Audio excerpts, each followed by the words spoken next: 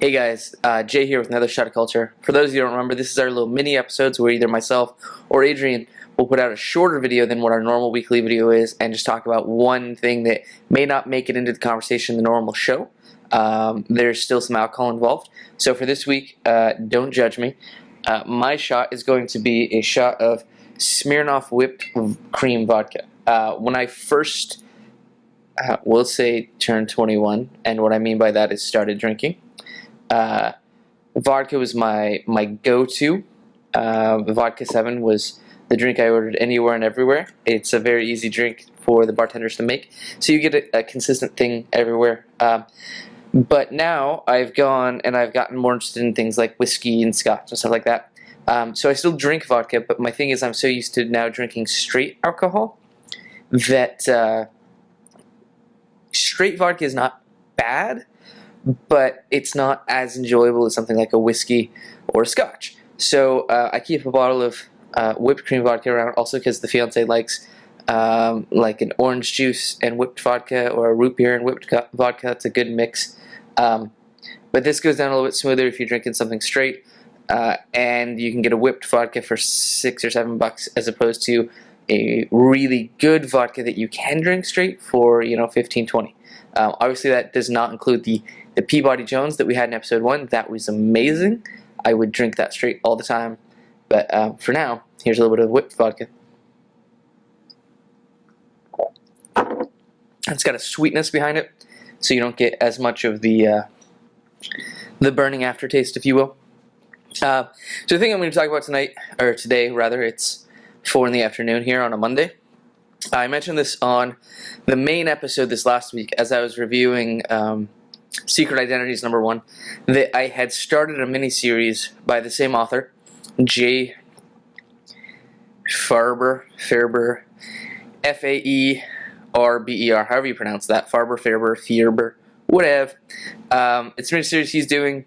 All the art's done by Fran, Bueno, and her art in here is very good. From what I can tell, based on the credits, she's doing pencils, inks, and colors, which is it's a big undertaking, but she's doing it really well.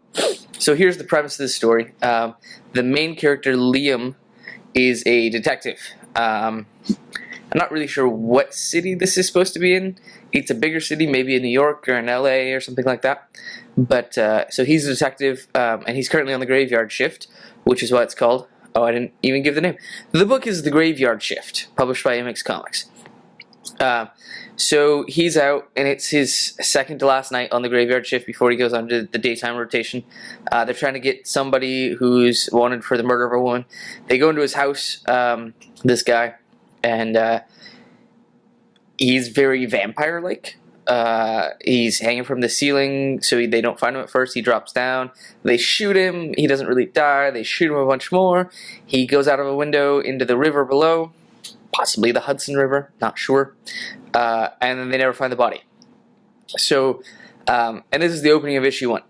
So, towards the end of issue 1, you see Liam at home with his, I don't know if it's his wife or his fiance or just girlfriend or whatever, but they're talking. She's an artist. They're talking about an art gallery that she is supposed to be doing an opening in. All of a sudden, there's a knock on the door, and these people come in saying, "Oh yeah, we just wanted to talk a little bit about the art exhibit, nail down some details, whatever." And all of a sudden, they turn into vampires and they kill the wife, and the husband, Liam. He shoots his way out of it, ends up passing out. The whole place catches on fire. So he goes into a coma, wakes up 2 days later, finds out that his wife's already had her funeral, and he's like, all right, well, I gotta go see her grave, whatever. So the next thing you see is him stumbling through a graveyard, chugging a bottle of Jack Daniels, finds her grave, but notices that it's empty, and then she shows up. Turns out she's now a vampire. She got bit while the people broke into her house. So he's trying to figure out how to protect her. All the other vampires that were at the house show up, and they're running, so now it just becomes a big thing of him having to protect his wife. Issue 2, that's kind of what the whole issue is about. They're trying to figure out, okay, well, you're a vampire, what does that mean? Can you go out in the light? They step outside of this little tomb thing that they're hiding in. Turns out, no, she can't go. So he brings her to a hotel that has some of those blackout curtains so that she can be awake during the day without being exposed to the sunlight. He's like, okay, I'm going to go try to figure this out, get some of my case files from my desk, maybe figure out a way to get you something, because she's like, I'm hungry. He's like, okay, I'll get some food. She's like, no, I'm hungry, meaning she's thirsting for blood. The vampire thing is in her now. So he goes to his office, gets some files. He says he stopped by the blood bank and somehow finagled his way into getting some blood. I question the security at their local blood bank, but so he gets back to the hotel, tries to give her the blood, comes into the room, turns out she's gone. The curtains are wide open, she's not there, and then the final panel you see in the book is her in a back alley just feeding on somebody. So she's gone full vampire now. So that's what's happened so far in these 2 issues. Jeigh Faerber, from everything I've read from his Dynamo 5, Noble Causes, even just the first issue of Secret Identities, he does a really good job of having character-centric books as opposed to story-centric books. And what I mean by that is, by the end of the 2nd issue, I cared about both of these characters that have been introduced so far, both Liam and I care about her so much I don't remember her name, the wife. I care about both of them. The art in this is fantastic. It's good. It's not realistic, but it's not so cartoony. Google a couple images if you want. But Fran Bueno did really good on the art here. So again, this is, I want to say it's an 8-issue miniseries. It may be a 12-issue, but it's definitely a limited series. It's not ongoing. So we're 2 issues in. The next issue actually comes out this Wednesday, February 25th. So I encourage you to pick up at least issue 1 and check it out. If you want to dive right in, it sounds like you pick up the first 3 issues.